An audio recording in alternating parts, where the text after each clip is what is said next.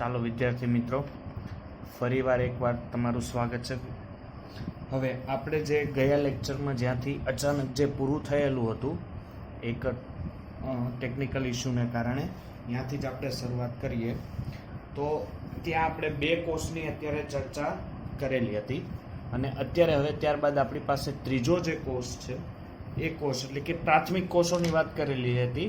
અત્યારે હવે આપણી પાસે આવે છે એ છે દ્વિતીયક કોર્સ. ઓકે, આને આપણે કહીશું દ્વિતીયક કોર્સ, જેને લેડ સેકન્ડરી બેટરીઝ અથવા એનું બીજું નામ છે લેડ સંગ્રાહક કોષ. શું કહેવામાં આવે છે વિદ્યાર્થી મિત્રોને? લેડ સંગ્રાહક કોષ પણ કહેવામાં આવે છે. તો આ જે લેડ સંગ્રાહક કોષ છે, આ લેડ સંગ્રાહક કોષની થોડીક આપણે માહિતી મેળવીએ એ પહેલા એની એક થોડીક માહિતી હું અહીંયા લખું છું, તો એ ધ્યાન આપજો કે આ કોષ કેવો છે. ધ્યાન આપજો કે આ કોષ એક પુનઃજીવિત અથવા વારંવાર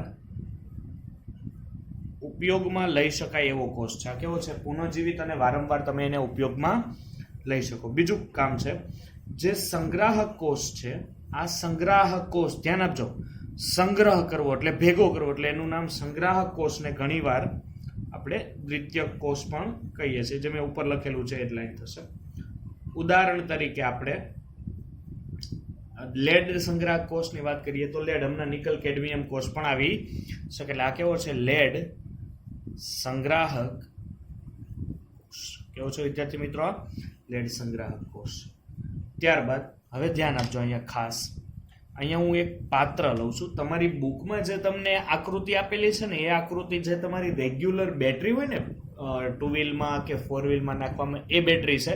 ખરેખર એમાં તમને એક બ્લુ અને એક પિંક એવી બે પ્લેટો દેખાતી હશે અને વારંવાર રિપીટ થતી હશે, બ્લુ પિંક એ રીતની. તો હું એને એક જ અત્યારે દોરું છું. તો અહીંયા તમે જોજો, તમને આઈડિયા આવશે. ચાલો, ઓકે, આ એક પાત્ર લીધું. આ પાત્રમાં આ રીતની બે પ્લેટો લેવાની છે, ધ્યાન આપજો. ઓકે, ચાલો, એક પ્લેટ છે એ એનોડ તરીકેની છે અને એક પ્લેટ છે એ કઈ છે? કેથોડ. દાખલા તરીકે આ તરફ એનોડ છે અને આ તરફ કેથોડ છે. ઓકે, એનોડની જે પ્લેટ છે એનું ઉપર, એ પ્લેટ ઉપર PbO2 નું આવરણ ચડાવેલું છે, લેડ ડાયોક્સાઇડનું ચડાવેલું છે આવરણ. અને જે આપણે આ બાજુ એનોડ લીધો હતો અને આ તરફ કેથોડ, એટલે કેથોડની પ્લેટ ઉપર શું ચડાવેલું છે? PbO2 નું દ્રાવણ છે. જ્યારે એનોડ છે એ Pb ની પ્લેટ છે. ઓકે, એટલે તમે અહીંયા જે સવાલ લખો છો, જે પ્રશ્ન પૂછાય, એમાં તમે આ વર્ણન કરી શકો છો. ત્યારબાદ અહીંયા જે આ દ્રાવણ છે, આ દ્રાવણ તમારે ભરવાનું છે એ 38% H2SO4 નું દ્રાવણ. કેનું ભરવાનું છે? 38% H2SO4. 38% H2SO4 કેમ થશે? કે 100 - 38 કરો, જે મૂલ્ય તમને મળે એટલું શું હોવું જોઈએ એમાં? પાણી. અને બાકીનું 38% એમાં શું હોવું જોઈએ? H2SO4. એટલે તમે 38% H2SO4 મેળવી શકો છો. એટલે ચાલો, દ્રાવણ તરીકે તમારે શું લેવાનું છે? તો સર, દ્રાવણ તરીકે અમારે લેવાનું છે 38% વેઇટ બાય વેઇટ H2SO4. એટલે જેટલું તમે પાણી લ્યો છો એનું 100 માંથી 38 બાદ કરો એટલું તમારે પાણી લેવાનું. ચાલો, એનોડ ઉપર શું લેવાનું છે? કે વાદળી જેવી, ધ્યાન આપજો, વાદળી જેવા લેડની પટ્ટી. ઓકે, વાદળી જેવા લેડની પટ્ટી. અને કેથોડ ઉપર તમારે શું લેવાનું છે? તો કેથોડ ઉપર લેવાનું છે લેડ ડાયોક્સાઇડનું અસ્તર ચડાવેલ. ધ્યાન આપજો, લેડ ડાયોક્સાઇડનું અસ્તર ચડાવેલ પીબીની પટ્ટી. બંને પીબીની જ પટ્ટી છે, પણ કેથોડ ઉપર શું છે? ખાલી એ પીબીની પટ્ટી ઉપર શું ચડાવેલું છે? લેડ ડાયોક્સાઇડ ચડાવેલું છે. ધ્યાન આપજો, તમે આ પ્રક્રિયાની શરૂઆત કરો ને, તો શરૂઆત કરો ને ત્યારે અહીંયા જે ઘનતા છે ને, જે શરૂઆતની ઘનતા H2SO4 ની, એ હોય છે 1.25 થી 1.30 ગ્રામ પ્રતિ ml. એટલે 1000 ml એનો વજન સોરી એટલે 1 ml એનો વજન કેટલો હશે 1.25 ગ્રામથી 1.30 ગ્રામ જેટલો ml નો H2SO4 નું વજન હોય. ત્યારે જ્યારે આ પ્રક્રિયા પૂરી થાય એટલે અંતમાં જે ઘનતા છે ને 1.10 થી 1.15 ગ્રામ પ્રતિ ml એટલે 1 ml એ આટલા ગ્રામ વજન રહી જાય એટલે કુલ 15 નો જેટલો ઘટાડો આવે છે. 15 જેટલો આમાં ઘટાડો તમે જોઈ શકો છો 0.15 જેટલો. ઓકે, ચાલો આના ઉપર થતી પ્રક્રિયાની આપણે જ્યારે ચર્ચા કરતા હોય ત્યારે અહીંયા લેવાનું સર્વપ્રથમ હું લઈએ છીએ આપણે એનોડ. ચાલો એનોડ ઉપર પ્રક્રિયા કઈ થતી હશે ઓક્સિજન. તો એનોડ ઉપર અત્યારે કોણ હાજર છે લેડ. તો લેડ લ્યો. ધ્યાન આપજો H2SO4 છે એમાંથી છૂટું આ રીતના પડશે 2H+ અને SO4 - 2. અહીંયા પ્રક્રિયા થાય છે લેડ શું કરશે પોતે ઇલેક્ટ્રોન ગુમાવશે. કેટલા ઇલેક્ટ્રોન ગુમાવશે 2. તો 2 ઇલેક્ટ્રોન ગુમાવે અને અહીંયા શું કરશે અહીંયા 2 ઇલેક્ટ્રોન ગુમાવ્યા. હવે Pb અહીંયા શું થાય +2 પણ દ્રાવણમાંથી આગળ શું છે SO4 - 2 છે એટલે PbSO4 આ 2 ઇલેક્ટ્રોન આને શું કરેલા હશે ધ્યાન આપજો 2 ઇલેક્ટ્રોન આને ગુમાવેલા છે અને અહીંથી આને 2 ઇલેક્ટ્રોન મળેલા છે. આ PbSO4 અને અહીંયા 2 ઇલેક્ટ્રોન ગુમેલા. અહીંયા Pb નું ઓક્સિડેશન અવસ્થા 0. અહીંયા કેટલી હશે આના ઉપર -2 આ એટલે શું થશે +2 ઓક્સિડેશન અવસ્થા એટલે ઓક્સિડેશન આંકમાં શું થયો વધારો એટલે આ પ્રક્રિયા કઈ થઈ ઓક્સિડેશનની. ચાલો હવે આપણે લઈએ કેથોડ ઉપર થતી પ્રક્રિયા. તો વિદ્યાર્થી મિત્રો કેથોડ ઉપર શું થશે યસ કેથોડ ઉપર થશે પ્રક્રિયા રિડક્શનની. તો રિડક્શનની પ્રક્રિયા થાય તો આપણે શું કરશું કે અહીંયા કેથોડ ઉપર શું છે PbO2 તો અહીંયા લેશો PbO2. ચાલો પછી શું કરશો કે આ દ્રાવણનું પણ શું થાય છે રિડક્શન થાય છે. તો રિડક્શન થાય એનો મિનિંગ એ પોતે શું કરતો ઇલેક્ટ્રોન મેળવતો હોવો જોઈએ. તો ઇલેક્ટ્રોન મેળવતો હોય એટલે અહીંયા 2 ઇલેક્ટ્રોન પ્લસ દ્રાવણમાં શું હાજર છે 2H+ અને SO4 એટલે કે અહીંયા H+2 અથવા સોરી અહીંયા H+ રાખીએ અને બીજું શું છે દ્રાવણમાં હાજર SO4 - 2. ધ્યાન આપજો સર તમે અહીંયા કેમ H+ ન લેવા. ત્યાં શું થાય છે વિદ્યાર્થી મિત્રો ઓક્સિડેશન અને રિડક્શનના જો તમને નિયમ ખબર હોય તો જે હાઇડ્રોજન મેળવે ધ્યાન આપજો જે ઓક્સિજન મેળવે અને હાઇડ્રોજન દૂર કરે એને ઓક્સિડેશન અને જે કેથોડ એટલે શું થશે જે ઓક્સિજન ગુમાવે અને હાઇડ્રોજન મેળવે ધ્યાન આપજો એ શબ્દ જે હાઇડ્રોજન મેળવે એને રિડક્શન એટલે અહીંયા હાઇડ્રોજન મેળવું ઇટ્સ ગીવ એટલે તમને આપશે PbSO4. પ્રક્રિયા પહેલા શું આપશે PbSO4 એટલે PbSO4 તમને અહીંયા પ્રાપ્ત થઈ ગયું. ત્યારબાદ એ તમને એમાંથી આપશે એટલે અહીંયા SO4 અહીંયા હું દઉં 2O અહીંયા 1H એટલે તમને પ્રક્રિયા શું આપી H2O. ચાલો પ્રક્રિયા સમીકરણ સંતુલિત કરીએ. અહીંયા PB1 ચાલો ઓક્સિજન કેટલા છે સર અહીંયા 2 અને અહીંયા 2 6 છે. ચાલો હવે સંતુલિત આપણે પ્રક્રિયા કરીએ તો અહીંયા કુલ 6 ઇલેક્ટ્રોન થશે. તો આઈ થિંક હું આને જો 2 વડે ગુણું તો અહીંથી હવે આ 4 અને આ 2 6. ઓકે તો 4 મારો હાઇડ્રોજન કેટલા કરવા પડશે 4 તો 4 હાઇડ્રોજન કરું એટલે 4H+ અને અહીંયા 4H+ થાય એનો મિનિંગ અહીંયા ઇલેક્ટ્રોન પણ કેટલા કરવા પડે તમારે બરોબર છે. ઇલેક્ટ્રોન તમે ફેરફાર આઈ થિંક નહીં કરો તો ચાલશે કારણ કે અહીંયા આપણે ફેરફાર PB નો થાય છે એટલે 2 ઇલેક્ટ્રોન રહેવા દઈએ. ચાલો હવે કુલ ઇલેક્ટ્રોન આપણે ગણીએ તો ધ્યાન આપજો અહીંથી 2 ઇલેક્ટ્રોન કેન્સલ થશે કુલ પ્રક્રિયા લખું તો કુલ પ્રક્રિયા થશે PB પ્લસ PbO2 આપણે અત્યારે ડાબી બાજુ. ત્યારબાદ અહીંયા કેટલા H+ છે 4 અને SO4 કેટલા છે 2 એનો મિનિંગ આ H2SO4 પણ કેટલા હશે 2 ટાઈમ્સ એટલે 4H2 અને 2SO4. ક્લિયર. ચાલો 2 ઇલેક્ટ્રોન કેન્સલ. અહીંયા PbSO4 ના કેટલા છે 2 તો 2 PbSO4 પ્લસ 2 ટાઈમ H2 એટલે તમને ફાઇનલ આ રિએક્શન છે એ પ્રાપ્ત થાય છે. ઓકે જો આવા છે ને એક બેટરી હોય ને બેટરી એમાં આવી બે જોડે એક એનોડ એક કેથોડ એક એનોડ એક કેથોડ એક એનોડ એક કેથોડ તમારી બુકમાં છે ને આઈ થિંક જોવો હું તમને અહીંયા દર્શાવી દઉં છું કે આ તમને દેખાય છે ને આ બે ભાગ એટલે મેં આ એક કોષ દોર્યો આ એક કોષ થયો. એવી જ રીતના અહીંયા તમે નીચે જોવો તો આ બીજો કોષ ઓકે આ ત્રીજો કોષ આ ચોથો કોષ આ પાંચમો કોષ એવી રીતના કોષ જોડાયેલા હોય છે. જેમ કોષ મોટા એનો મિનિંગ શું થશે કે જેમ કોષ મોટા હશે દાખલા તરીકે કારની જે બેટરી હોય ને એ મીડિયમ સાઇઝ એટલે એમાં કુલ આવા કેટલા કોષ હોય 6 કોષ હોય.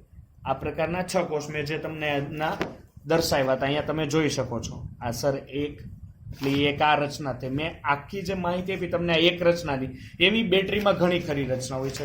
કાર હોય એમાં 6 કોષ હોય અને એક કોષ જે આ છે એનો ઈ સેલ છે. આ ઈ સેલ હોય છે 2.0 વોલ્ટ, એટલે 2 વોલ્ટ ઉત્પન્ન કરે. એટલે 2.0 વોલ્ટ એટલે કાર કુલ કેટલા વોલ્ટ ઉત્પન્ન કરે? 12 વોલ્ટ પાવર છે કાર ઉત્પન્ન કરે. દાખલા તરીકે તમે ટ્રકની વાત કરો તો ટ્રકની બેટરી કાર કરતા મોટી હોય, તો ટ્રકમાં કેટલા કોષ હોય? તો ટ્રકમાં 12 કોષ હોય. કેટલા હોય છે વિદ્યાર્થી મિત્રો? 12. એટલે આવી 12 પેનલ એક સાથે જોડાયેલી હોય છે ને એક કેટલા ઉત્પન્ન કરે? 2 વોલ્ટ. અને 24 વોલ્ટ જેટલો પ્રવાહ કોણ ઉત્પન્ન કરે છે વિદ્યાર્થી મિત્રો? ટ્રક છે, ટ્રકની બેટરી છે એ 24 વોલ્ટ જેટલા વિદ્યુત પ્રવાહ ઉત્પન્ન કરે છે. ચાલો, તો આઈ થિંક તમે દ્વિતીયક કોષની તમને સંપૂર્ણ માહિતી આઈડિયા આવી ગઈ હશે અને બહુ ઇમ્પોર્ટન્ટ સવાલ છે, કારણ કે આ સવાલ લગભગ બોર્ડમાં તમને પ્રશ્નમાં પૂછી શકે એવી શક્યતા ખરી. ચાલો, હવે દ્વિતીયક કોષને એક આજુબાજુનો જે કોષ કહેવામાં આવે છે, જેને કહેવામાં આવે છે નિકલ કેડમિયમ કોષ. કયો વિદ્યાર્થી મિત્રો? નિકલ કેડમિયમ કોષ કહેવામાં આવે છે. તો નિકલ કેડમિયમ કોષ એક ખૂબ જ ખર્ચાળ કોષ છે. કેવો છે? ખૂબ જ ખર્ચાળ કોષ છે. એટલે એનો ઉપયોગ પણ ઓછો લેવામાં આવે. ડાયરેક્ટ તમે એનું જે પ્રક્રિયા છે એના જ આપણે ચર્ચા કરીએ તો cadmium plus nickel OH twice it's give CdO plus nickel OH twice plus H2. આ પ્રક્રિયાનું સમીકરણ તમારે ડાયરેક્ટ યાદ રાખી લેવાનું રહેશે. ચાલો, કેડમિયમ છે. હવે આની ઉપર થતી ઓક્સિડેશન અને રિડક્શનની પ્રક્રિયા છે. અહીંયા કેડમિયમ છે, ઓક્સિડેશન અંક 0. અહીંયા કેડમિયમનો ઓક્સિડેશન અંક કેટલો થશે? સર, ઓક્સિજનનો -2 પેલી બાજુ જાય તો +2. એનો મિનિંગ કેડમિયમ 0 માંથી +2, 0 માંથી +2 થતું. એનો મિનિંગ સર આનું શું થાય છે? ઓક્સિડેશન. આ એનોડ તરીકે વર્તતો હોવો જોઈએ, કારણ કે એનું શું થાય છે? ઓક્સિડેશન. અહીંયા નિકલ તમે આવો તો એ પ્રક્રિયા ટાઈમ પહેલા સંતુલિત કરી લઈએ. આને આઈ થિંક હું 2 વડે ગુણી દઉં, જણાવજો, અને આને 2 વડે ગુણી દઉં તો લગભગ આઈ થિંક ઓક્સિજન અને હાઇડ્રોજન સંતુલિત થઈ જશે. ચાલો, અહીંયા નિકલની વાત કરીએ તો નિકલ ઉપર કેટલા OH છે? 3 OH છે. 1 OH નો ચાર્જ કેટલો? -1 છે એવા 3, એટલે -3 પેલી બાજુ જાય તો +3. અહીંયા OH ઉપર -1 કેટલા? 2 -2 પેલી બાજુ જાય તો +2. એનો મિનિંગ +3 માંથી +2. એટલે આ પ્રક્રિયાનું શું થાય છે? રિડક્શન થતું હોય તો આ પ્રક્રિયા કયા તરીકે વર્તે છે? કેથોડ તરીકે આ પ્રક્રિયા વધે છે. અને ખાસ આ નિકલ કેડમિયમ જે કોષ છે, આ નિકલ કેડમિયમ કોષનું આયુષ્ય જે હોય છે એ આયુષ્ય કેવું હોય છે? વધુ. એટલે આ વધારે સમય માટે ટકી રહે છે. ઓકે, તો આઈ થિંક તમને અહીંયા નિકલ કેડમિયમ કોષ અને લેડ સંગ્રાહક કોષ વિશે થોડોક આઈડિયા દિમાગમાં બેસી ગયો હશે. હવે જે આપણી પાસે છે એ કોષની વાત કરીએ તો એ છે બળતણ કોષ. કયો છે વિદ્યાર્થી મિત્રો? બળતણ કોષ. તો બળતણ કોષની આપણે થોડી ચર્ચા કરીએ તો અહીંયા આપણે હેડિંગ મારીએ કે ભાઈ બળતણ કોષ એટલે શું, એ માહિતી આપો. ઓકે, ચાલો. તો હવે બળતણ કોષ એટલે શું થશે? તો એક વસ્તુ હું તમને આઈડિયા આપું કે દાખલા તરીકે તમારી પાસે H2 ગેસ છે, CO ગેસ છે, કાર્બન મોનોક્સાઇડ છે, CH4 ગેસ છે. આ બધા જે ગેસીસ છે એના દહનથી, ધ્યાન આપજો, તેના દહનથી ઉત્પન્ન થતી ઉર્જાનું એક જ તબક્કામાં, ધ્યાન આપજો, એક જ તબક્કામાં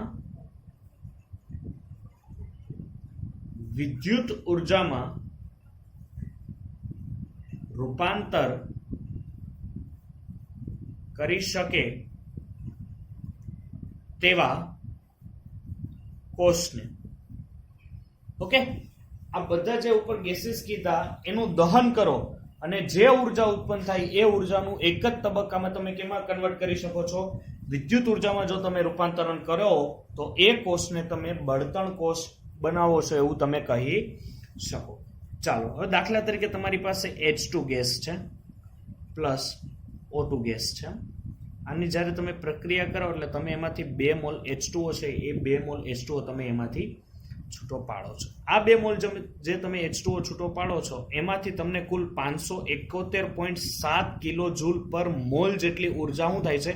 એમાંથી ઉત્પન્ન થાય છે. અને આ ઉર્જાનું તમારે કેમાં કન્વર્ટ કરવાનું રહે? વિદ્યુત ઉર્જામાં તમારે રૂપાંતરણ કરવાનું રહે છે. ઓકે, પહેલા છે ને ધ્યાન આપજો કે થર્મલ પાવર સ્ટેશન છે ને, થર્મલ પાવર સ્ટેશન જેને તમે તાપીય મથક પણ કહી શકો, તો થર્મલ પાવર સ્ટેશન પેલા ક્યાં ક્યાં હતા? તો સાબરમતી જે છે, અમદાવાદ સાબરમતી ગાંધીનગર છે, ત્યાં થર્મલ પાવર સ્ટેશન છે. ત્યારબાદ છે વણાક બોરી એક જગ્યા છે, ત્યાં પણ થર્મલ પાવર સ્ટેશન હાજર છે. હવે શું થતું પહેલા કે થર્મલ પાવર સ્ટેશનમાં પ્રક્રિયા શું થાય કે તમે પહેલા ખનિજ કોલસો લ્યો છો. આ ખનિજ કોલસાનું જ્યારે તમે દહન કરો ને, આ દહન કરતા તમને એમાંથી ઉષ્મા ઉર્જા પ્રાપ્ત થાય. શું થાય? ઉષ્મા ઉર્જા પ્રાપ્ત થાય. આ જે ઉષ્મા ઉર્જા છે, એટલે આ ઉષ્મા ઉર્જા તમે લીધી. ત્યારબાદ દાખલા તરીકે હવે બીજું છે તમારી પાસે H2O લિક્વિડ. આ H2O લિક્વિડ છે, એમાંથી તમે ઉષ્મા ઉર્જા તમે આ લિક્વિડને તમે આપો. ધ્યાન આપજો, ખનિજ કોલસાનું દહન કરો એટલે જે ઉષ્મા ઉર્જા ઉત્પન્ન થાય એ ઉષ્મા ઉર્જાની મદદથી તમે H2O જે લિક્વિડ છે એને તમે કેમાં કન્વર્ટ કરો? એટલે ગરમી આપો એટલે H2O લિક્વિડ છે કેમાં આવી જાય? H2O ગેસમાં. અને એ ગેસ દ્વારા શું ચાલે? ટર્બાઇન ચાલે. કારણ કે કોઈ પણ વાયુથી પ્રેશરથી આપો એટલે પ્રેશર દ્વારા શું ચાલશે? ટર્બાઇન. અને એ ટર્બાઇનથી હું તમે ઉત્પન્ન કરો છો? વિદ્યુત ઉર્જા. એટલે તમે પ્રોસેસ જુઓ, પેલા ખનિજ કોલસાનું દહન કરો, એમાંથી ઉષ્મા ઉર્જા ઉત્પન્ન કરો. ઉષ્મા ઉર્જાને તમારે શું કરવાની? કેમાં વાપરવાની? આ જે પાણી છે એને તમારે ગેસ કરવાનો, અને એ ગેસ શું કરે? ટર્બાઇન ચલાવે, ને એમાંથી તમને શું પ્રાપ્ત થાય છે? વિદ્યુત ઉર્જા છે એ તમને પ્રાપ્ત થાય છે. તો આટલી મોટી લાંબી પ્રોસેસ એક આર્થિક રીતે, ઔદ્યોગિક રીતે પણ તમને ખૂબ જ ખર્ચાળ અને એક ટાઈમ ખાઈ લે તેવી વસ્તુ બને. તો વૈજ્ઞાનિકે શું કર્યું કે આપણે એક એવી વસ્તુ બનાવો કે જેના મદદથી શું થશે કે ડાયરેક્ટ આ વર્તન કોષની વ્યાખ્યા શું છે કે જે ઉત્પન્ન થતી ઉર્જાનું એક જ તબક્કામાં વિદ્યુત ઉર્જામાં રૂપાંતરણ. અહીંયા તમે જોઈ શકો 1, 2, 3 તબક્કામાં વિદ્યુત ઉર્જાનું રૂપાંતરણ થાય છે. અહીંયા આપણે ભણવામાં તો એવું કહીએ કે સર 3 તબક્કા એટલે કંઈ નહીં, સામાન્ય વસ્તુ કહેવાતી છે, પણ જ્યારે એકચ્યુઅલમાં તમે એને પ્રેક્ટિકલ્સમાં તમે લઈ જાઓ તો આ 3 તબક્કા ખૂબ જ સમય ખાય છે. તો વૈજ્ઞાનિકે શું કર્યું કે ભાઈ આપણે આ 3 તબક્કા જે સમય ખાય છે એના કરતાં બેટર છે કે આપણે કોઈ એક વસ્તુ ઉપર ધ્યાન આપીએ. એટલે એણે છે ને એક તમને એક માહિતી આપેલી છે, અને એક આ પ્રકારનો એક તમને કોષ બનાવીને આપ્યો. કોષ કંઈક આ રીતના છે, ધ્યાન આપજો. એક પાત્ર લ્યો છો,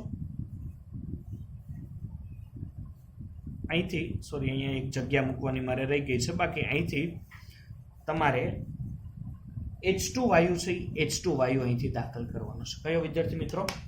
H2 વાયુ અંદર દાખલ કરવાનો છે, અને અહીંથી તમારે દાખલ કરવાનો છે O2 વાયુ. શું વિદ્યાર્થી મિત્રો દાખલ કરવાનું છે? O2 વાયુ. ત્યારબાદ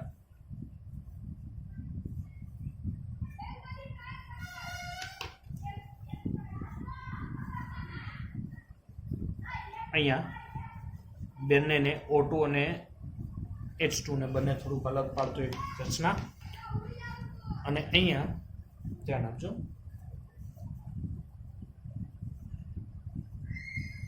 અહીંથી H2O ગેસ છે, એ H2O ગેસ અહીંથી બહાર નીકળે. આ તરફનો ભાગ જે છે, આ તરફના ભાગને તમે કહી શકો કેથોડ, અને આ તરફનો જે ભાગ છે એને તમારે શું કહેવાનું છે? એનો તમારી બુકમાં પણ કદાચ આ રીતની એક રચના તમને આપેલી હશે. ચાલો, અને અહીંયા સાથે સાથે જે વચમાં છે ત્યાં તમારે ભણવાનું છે NaOH નું. ધ્યાન આપજો, પેનું NaOH નું જલીય દ્રાવણ ભરવાનું છે. શું ભરવાનું છે? NaOH નું જલીય દ્રાવણ ભરવાનું છે. ત્યારબાદ આ જે તમને આ દેખાય છે ને આ બે ભાગ, એ કદાચ તમે ભરી શકો પ્લેટિનમ અથવા પેલેડિયમ ધાતુના ઉદ્દીપક ધ્રુવો. કયા? પ્લેટિનમ અને પેલેડિયમ ધાતુના તમે ઉદ્દીપક ધ્રુવો પણ તમે ત્યાં મૂકી શકો છો. ઓકે, ચાલો હવે આપણે એના ઉપર થતી પ્રક્રિયાને આપણે ચર્ચા કરીએ. તો સર કેથોડ ઉપર કઈક પ્રક્રિયા થતી હશે. ચાલો, ઓબ્વિયસલી કેથોડ ઉપર કઈ પ્રક્રિયા થવી જોઈએ? રિડક્શનની પ્રક્રિયા થવી જોઈએ. તો કેથોડ ઉપર થતી રિડક્શનની પ્રક્રિયાની વાત કરીએ તો કેથોડ ઉપર તો શું છે? O2. અહીંયા મેં લખેલું છે કેથોડ ઉપર O2. તો O2 શું થવું જોઈએ? O2 ની જે પ્રક્રિયા થાય છે શું કરશે કે એ પાણી સાથે પ્રક્રિયા કરશે, લિક્વિડ ઇલેક્ટ્રોન. કેથોડ ઉપર રિડક્શન છે, રિડક્શન છે એટલે ઇલેક્ટ્રોન મેળવશે. ઇલેક્ટ્રોન મેળવશે એટલે એ બનશે 4OH માઇનસ. અહીંયા ઓક્સિજન કેટલા કરવા પડે? આપણે હાઇડ્રોજન 4 છે એટલે આને આપણે 2 વડે ગુણીએ તો આઈ થિંક એ સંતુલિત થશે. ને અહીંયા ઇલેક્ટ્રોન કેટલા જાય છે? બરોબર છે. એટલે 4 જાય છે એટલે આપણે અહીંયા 4 ઇલેક્ટ્રોન સંતુલિત કરવા માટે આપણે 4 ઇલેક્ટ્રોન લઈએ. ચાલો, ત્યારબાદ હવે હું પ્રક્રિયા છે સર એનોડ ઉપર છે, તો એનોડ ઉપર ઓબ્વિયસલી કઈ પ્રક્રિયા થશે? ઓક્સિડેશનની એનોડ ઉપર પ્રક્રિયા થશે. એટલે શું કરવો જોઈએ? ઇલેક્ટ્રોન ગુમાવવો જોઈએ. તો H2 એનોડ ઉપર છે, તો H2 શું કરશે? એ પણ પાણી સાથે નહીં, પરંતુ અહીંયા જે OH છે એ OH સાથે પ્રક્રિયા કરશે. OH સાથે પ્રક્રિયા કરીને શું બનાવે? પાણી. એટલે અહીંથી આપશે તમને H2O અને શું કરે? ઇલેક્ટ્રોન ગુમાવે. કેટલા OH હતા? 4. તો આપણે અહીંયા 4 જે OH છે એ 4 OH કરવા માટે આપણે અહીંયા ઓક્સિજન કેટલા છે? 4 ઓક્સિજન કરવા હું 4 વડે અહીંયા ગુણું તો હાઇડ્રોજન કેટલા થઈ ગયા? 8. અને 8 કરવા માટે આને મારે અહીંયા કમ્પલસરી કેટલા વડે ગુણવું? આપણે 2 વડે. એટલે અહીંયા 2 દુ 4, 4 8 ઓક્સિજન, 8 હાઇડ્રોજન અને 4 ઓક્સિજન. ઓકે, ચાલો હવે કુલ જે રિએક્શન છે એ કુલ રિએક્શન જો હું અહીંયા લખું તો કુલ રિએક્શન આઈ થિંક શું થશે? 4 ઇલેક્ટ્રોન કેન્સલ થશે. 4OH માઇનસ શું થશે? કેન્સલ. તો અહીંયા શું થશે કે O2, ધ્યાન આપજો, શું થશે વિદ્યાર્થી મિત્રો? O2 પ્લસ H2 કેટલા મોલ? 2 મોલ.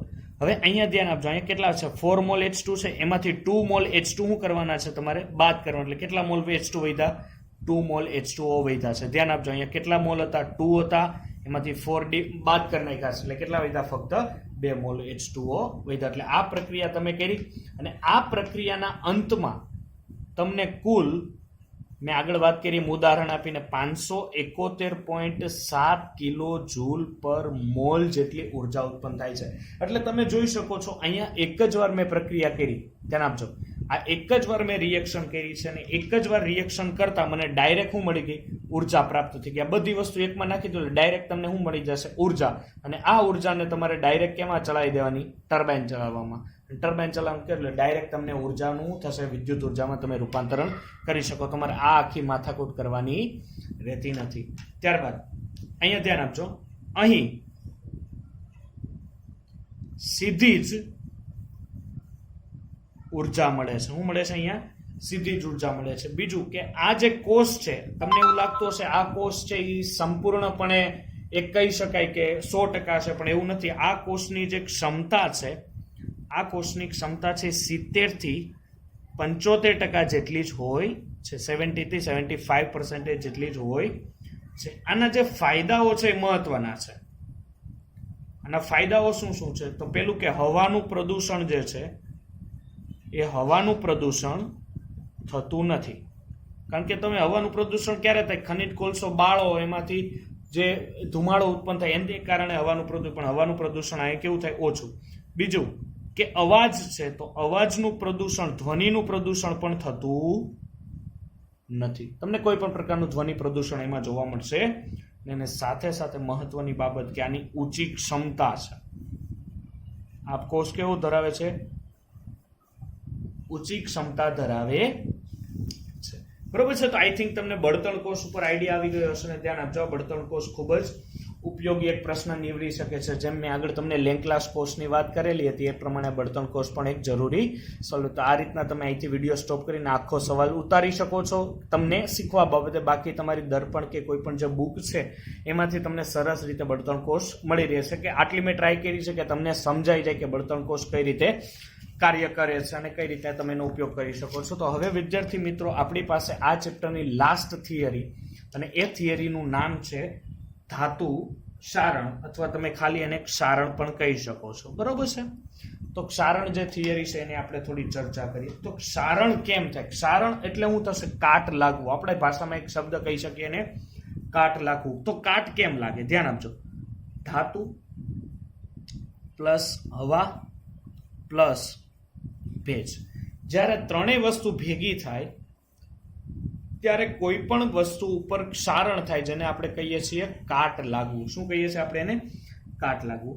તો ઉદાહરણ હું તમને આપું. દાખલા તરીકે જો તમારી પાસે લોખંડ છે તો લોખંડ ઉપર કેવો કાટ લાગે? તો તપખીરિયા રંગનો કાટ લાગે છે લોખંડ ઉપર, અથવા તમે એને કહી શકો બદામી રંગનો પણ કાટ કહી શકે. જો તમારી પાસે ચાંદી છે, અત્યારના ભાવ પ્રમાણે તો હોવું ન જોઈએ, પણ જો તમારી પાસે ચાંદી છે તો એના ઉપર કાળો કાટ લાગે. કેવો કાટ લાગે? કાળો કાટ લાગે. અને ઘણી વાર શું થશે કે આ કાટ એવો હોય કે આપણે કહી શકીએ કે ચાંદી ઝાંખવું પડે છે. ત્યારબાદ જો તમારી પાસે તાંબુ હોય અને પિત્તળ હોય, ઓકે, તાંબુ અથવા પિત્તળ હોય, આ હોઈ શકે, તો એના ઉપર જે કાટ લાગે છે એ કાટનો રંગ હોય છે લીલો, એટલે લીલો કાટ લાગે છે. ઓકે, મેં તમને અલગ અલગ ઉદાહરણ આપ્યા. હવે આપણે ચર્ચા કરીએ છીએ અત્યાર સુધીના જે આપણે તમે નાનપણથી મોટા થયા આ લોખંડ ઉપર કાટ કેમ લાગે એની આખી થિયરી અત્યારે ક્રેક કરવા આપણે જઈ રહ્યા છીએ. દાખલા તરીકે તમારી પાસે એક લોખંડનો એક આ રીતનો પટ્ટો છે, ઓકે. હવે આ લોખંડને થોડોક તમે ટીપો છે એને કારણે થોડુંક આ લોખંડ આ રીતનું થઈ ગયું છે. ધ્યાન આપજો કે સર આખી થિયરી સમજાય તમારા પ્રશ્નનો જવાબ એ મળશે કે સર આવું થવાનું કારણ શું. તો ધ્યાન આપજો કે આ જે લોખંડ છે ને આ એક થોપેલો છે. દુનિયાનું કોઈ પણ એવું લોખંડ હોતું નથી કે જેને કોઈ એના ઉપર પ્રક્રિયા કરવામાં ના આવે. કોઈને કોઈ રીતે પ્રક્રિયા કરવામાં આવેલી હોય તો જ એ લોખંડ તમારા ઘરની બારીમાં કે કોઈ પણ જગ્યાએ, કારણ કે એને ટીપવામાં આવે તો જ એ સરળ કાર્ય કરે છે. ધ્યાન આપજો. હવે આ જે અહીંયા ટીપવામાં આવ્યો એટલે લોખંડની રચના પહેલાં જો આઈ થિંક જો ટીપવામાં ન આવે તો લોખંડ કંઈક આ રીતની એના અણુઓની ગોઠવણી રાખે, કે આ રીતના લોખંડના અણુઓની ગોઠવણી. જ્યારે તમે એને ટીપો એટલે લોખંડ કોઈ પણ લોખંડ હોય ટીપાય એટલે એના અણુઓની ગોઠવણીમાં શું થાય? ફેરફાર. એટલે તમારા ઘરમાં કે આજુબાજુ તમને જ્યાં પણ લોખંડ દેખાય છે બધું જ લોખંડ કેવું છે? ટીપેલું લોખંડ છે. એનો મિનિંગ કે એના અણુઓની ગોઠવણી કેવી થઈ છે? થોડીક અસ્તવ્યસ્ત. અહીંયા કેમ એક સીધી લાઈનમાંથી એવી અહીંયા સીધી લાઈનમાં તમને અણુઓની ગોઠવણી જોવા મળતી નથી, ઓકે. એટલે મેં આ સપાટી દોરેલી છે એટલે તમારી પાસે જે પણ લોખંડ છે એની અણુઓની ગોઠવણી સમાન નથી એવું તમારે ધારી લેવાનું, તો જ એમાં કાટ લાગે. જો કાટ નથી લાગતો એનો મિનિંગ એ એકદમ શું છે? કોઈ ટીપેલો લોખંડ હોતો નથી, એવું તો શક્ય બનતું નથી. તો ધ્યાન આપજો, અહીંયા જે એક ભાગ છે આ એક ભાગ તરીકે તમારે અહીંયા લેવાનો છે. આ ભાગ દાખલા તરીકે તમે એનોડ તમે લ્યો છો. શું લ્યો છો? એનોડ લ્યો છો. અને આ જે ભાગ છે આ ભાગને તમે કેથોડ તરીકે લ્યો છો. કયા તરીકે લ્યો છો વિદ્યાર્થી મિત્રો? કેથોડ તરીકે. એટલે અહીંયા શું થશે કે અહીંયા જે તમે ટીપા છે ને એને કારણે શું થશે? અણુઓની ગોઠવણી અસ્તવ્યસ્ત અથવા તમે એમ કહી શકો અવ્યવસ્થા સર્જાય છે. ત્યારબાદ શું થશે કે ધાતુ પરમાણુની જો હવે તમે ગોઠવણી કરી એને કારણે ધાતુ પરમાણુની સક્રિયતા વધી જાય, કારણ કે અણુઓની ગોઠવણી તમે શું કરવી નાખી? ફેરવી નાખી. એની કારણે એની સક્રિયતા જે છે, પ્રક્રિયા કરવાની જે પ્રવૃત્તિ છે, સક્રિયતા એટલે શું થશે? પ્રક્રિયા કરવાની પ્રવૃત્તિ, એમાં શું જોવા મળશે? વધારો જોવા મળશે. બીજું વસ્તુ કે સ્ફટિક જાળીની રચનામાં આજે તમારી આખી આખા આ તો મેં આટલો જ ભાગ, બાકી આવા જે ગોળ રાઉન્ડ છે ને અણુઓ એ આખામાં હોય છે એ સ્ફટિક જાળી કહેવાય. એનું કહેવાય સ્ફટિક જાળી કહેવાય. આ સ્ફટિક જાળીની રચનામાં ત્રુટી અથવા ખામી આપણે કહી શકો, ખામી જોવા મળે. ચાલો હવે શું થશે? એનોડ ઉપર કંઈક પ્રક્રિયા થશે અને એનોડ ઉપર પ્રક્રિયા ઓબ્વિયસલી આપણને ખબર છે કે સર એનોડ ઉપર ઓક્સિડેશનની પ્રક્રિયા થશે. તો એનોડ આ કોની છે વસ્તુ? તો સર લોખંડ છે, તો ઓબ્વિયસલી લોખંડનું ઓક્સિડેશન થશે અને લોખંડનું ઓક્સિડેશન થાય એટલે Fe સોલિડમાંથી કન્વર્ટ થઈને શું તમને આપે છે? Fe+2. શું આપે છે વિદ્યાર્થી મિત્રો? Fe+2 તમને આપે છે. એટલે 2 ઇલેક્ટ્રોન એને ગુમાવેલા હશે. ચાલો પછી શું કાર્ય થશે કે કેથોડ ઉપર ધ્યાન આપજો, આ લોખંડ છે ક્યાં હશે? સર એ લોખંડ હશે હવાની હાજરીમાં. એનો મિનિંગ એ O2 ની હાજરી હશે. તો અહીંયા O2 ની હાજરી હોય તો અહીંયા કેથોડ ઉપર કંઈક થશે રિડક્શન, અને રિડક્શન કંઈક આ રીતનું હશે કે O2 શું કરશે? H મેળવે, બરોબર છે? H અને ઇલેક્ટ્રોન બંને વસ્તુ મેળવે, જેનું રિડક્શન થાય હાઇડ્રોજન મેળવી શકે ને ઇલેક્ટ્રોન પણ મેળવી શકે ને કન્વર્ટ થઈને તમને શું આપે? 2 મોલ H2O. શું આપે છે વિદ્યાર્થી મિત્રો? 2 મોલ H2O. તો અહીંયાથી આપણે 2 ઓક્સિજન છે એટલે અહીંયાથી આપણે 4 વડે ગુણી દઈએ એટલે આઈ થિંક થશે, અને અહીંયા 4 ઇલેક્ટ્રોન એટલે આઈ થિંક સંતુલિત થઈ ગયું. તો આ બંને પ્રક્રિયા થઈ. અને અહીંયા ધ્યાન આપજો, આ જે ઇલેક્ટ્રોન આને 2 ગુમાવેલા હતા એ 2 ઇલેક્ટ્રોન શિફ્ટ થઈને આ કેથોડ મેળવે, ઓકે. એટલે કુલ સંતુલિત થતા કુલ 4 થાય છે, પણ આને કેટલા ગુમાવેલા છે વિદ્યાર્થી મિત્રો? 2 ઇલેક્ટ્રોન એને ગુમાવેલા છે. ઘણીવાર કેવું થાય છે ખબર છે વિદ્યાર્થી મિત્રો, ઘણીવાર આ જે પ્રક્રિયામાં મેં તમને વાત કરી ને કે આ H+ ક્યાંથી આવ્યા, ઓકે, આ H+ છે એ વાતાવરણમાં રહેલા H2O જે હાઇડ્રોજન્સ છે, હાઇડ્રોજનમાંથી તમને મળે. ઘણીવાર એવી થિયરી પણ કહેવામાં આવે છે કે વાતાવરણમાં રહેલા પાણીના જે ડ્રોપ છે કાર્બન ડાયોક્સાઇડ સાથે પ્રક્રિયા કરે અને તમને H2CO3 આપે, અને H2CO3 નું જ્યારે વધારે તાપમાન અથવા ખૂબ ઠંડા તાપમાને જ્યારે એનું વિભાજન થાય એટલે તમને એમાંથી H+ અને CO3 -2 આપે છે, અને અહીંથી જે H+ છે એનો ઉપયોગ પછી અહીંયા એ કરવામાં આવશે. કે આવી પણ એક થિયરીની માન્યતાઓ છે. ચાલો, તો તમારી પાસે આ એનોડ અને કેથોડ વાળી રિએક્શન બંને આપેલી છે. ઓકે, આ એનોડની રિએક્શન છે અને આ શું છે, કેથોડની રિએક્શન છે. તો કેથોડ ઉપર એક બીજી ઘટના થાય, ધ્યાન આપજો. કેથોડ ઉપર શું થશે, એક બીજી ઘટના હજી થશે કે આ તમને જે Fe+2 દેખાય ને, આ Fe+2 શું કરશે, હજી પોતાનો 1 ઇલેક્ટ્રોન ગુમાવશે. શું કરશે, પોતાનો 1 ઇલેક્ટ્રોન ગુમાવશે. એટલે એ શું બન્યું, Fe+3. અને એ જે Fe+3 છે એ Fe+3 કેથોડ ઉપર જે ઓક્સિજન છે એ ઓક્સિજન સાથે પ્રક્રિયા કરશે, અને ઓક્સિજન સાથે પ્રક્રિયા કરીને તમને આપશે Fe2O3. શું આપશે, Fe2O3. ધ્યાન આપજો, Fe2O3 આપે છે કારણ કે ઓક્સિજન ઉપર -2 એટલે આને 2 વડે ગુણવો પડે, અને Fe ઉપર +3 એટલે ઓક્સિજનને 3 વડે ગુણવો પડે. અને એમાં સાથે સાથે ધ્યાન આપજો, એમાં સાથે સાથે આ પાણીનો અણુ છે, અહીંયા X-H2O રહે છે. શું રહે છે, X-H2O. અને X-H2O એટલે કુલ આ જે સૂત્ર છે આને કહેવાય છે કાટનું સૂત્ર. શું કહેવાય છે વિદ્યાર્થી મિત્રો, આને કાટનું સૂત્ર કહેવામાં આવે છે, કે જે તમારા લોખંડ ઉપર કાટ લાગે એનું સૂત્ર છે.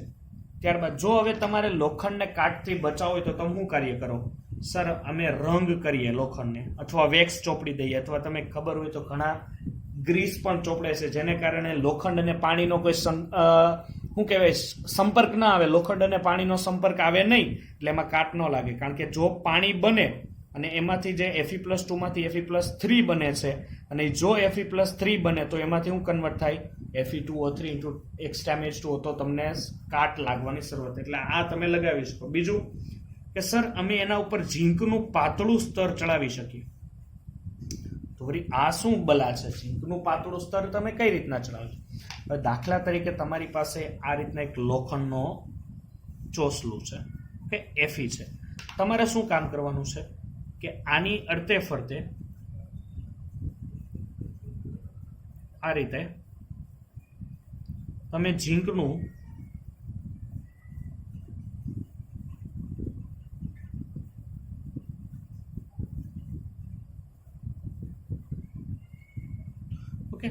આ તરફ ઝીંકનું પાતળું સ્તર ચડાવી શકો. સર તો આનાથી ફાયદો શું થશે?